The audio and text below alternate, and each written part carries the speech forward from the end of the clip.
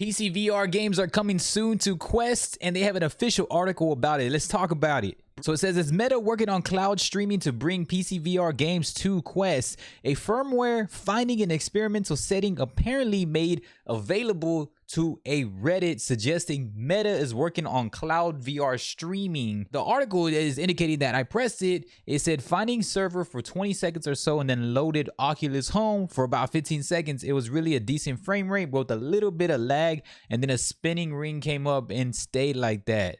So it shows right here, it has under experimental features, the refresh rate, AirLink, enable, avalanche, and alpha, and space sense. So Meta has been known to roll out features to a small portion of users separately from their main firmware versioning, but we haven't heard of anyone else seeing this avalanche option.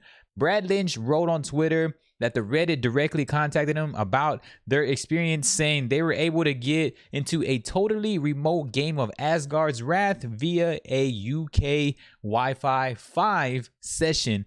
Asgard's Wrath is a 25+ hour action adventure RPG for their PC-based Oculus Rift platform in late 2019.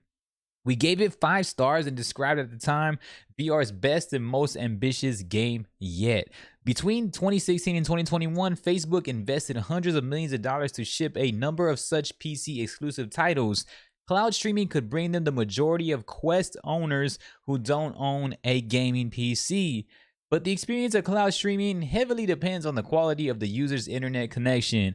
There is a potential for high latency and for jitter caused by packet loss. In late 2020, Oculus Consulting CTO John had to say that comparing it to a local network streaming, obviously it's even worse. Obviously, more people are going to find out that it's quite unacceptable, and it'll be a terrible experience for more people. But still, I am quite confident that for some people in some situations, it's going to be quite valuable. And it shows right here that describing cloud VR gaming as more than 5 years out, said Carmack, that it has some form of an argument about the minimum quality bar required to ship VR streaming, but streaming VR games remotely is already possible on Quest with third-party software. When you're getting into PC software, PC VR, such as Virtual Desktop and AirLink wirelessly, and it supports streaming from a PC outside of your local network, while Shadow and Plutosphere even let you rent a VR capable PC in the cloud. But a Meta Store and App Lab policy relegate these services to third-party store SideQuest, which everybody is very familiar with. So seeing these services have launched accelerated Meta plans, or was this just somewhat of a weird leak that they're looking in the future for possibly Project Cambria? We don't know yet. And it says that the articles, they are reaching out furthermore to Meta, and they're trying to find out what that Reddit was all about. So all in all, this is a huge leak, which I know what the great thing about Meta is that they have a huge recognition for their leaks. Usually when they leak something, it does become official. On this channel, we have leaked and shown and shared all these links with you all, and a lot of them, I would say like 90% have come true, maybe even 90%, from experimental features to new games to new features to from everything from updates all the way up from like V26 all the way to V40. We've been sharing theoretically and consistently on a day-to-day basis and letting y'all know what's up. Meta is very smart with this.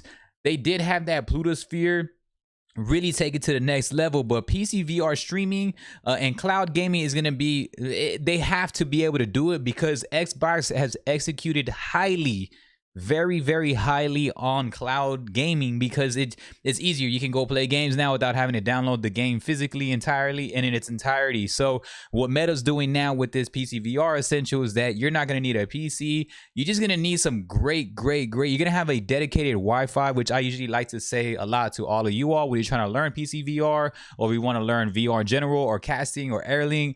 Have a dedicated Wi-Fi router that's Wi-Fi 6. Now, in here in the example, they did talk about a Wi-Fi 5 session that apparently worked. So if they can get a Wi-Fi 5 to work, depending on what their surroundings were and what interruptions, I would still say safely go into a Wi-Fi 6 so you know that you can have a PC VR session that's very much uninterrupted. And as far as ourselves, we've done plenty of streams. We have plenty of examples and more that could show y'all and help y'all out with these, with tons of tutorials that we share that help y'all cast wirelessly, that help y'all get into that that. So when this does really pop off, we're going to be happy to share with you all the PCVR experience through cloud gaming without having to have a PC around you. Now, Plutosphere, we did share that on this channel, and we will share the next level of it. Y'all know we're gonna hook you all with the next stuff. This leak is major, as it shows right here.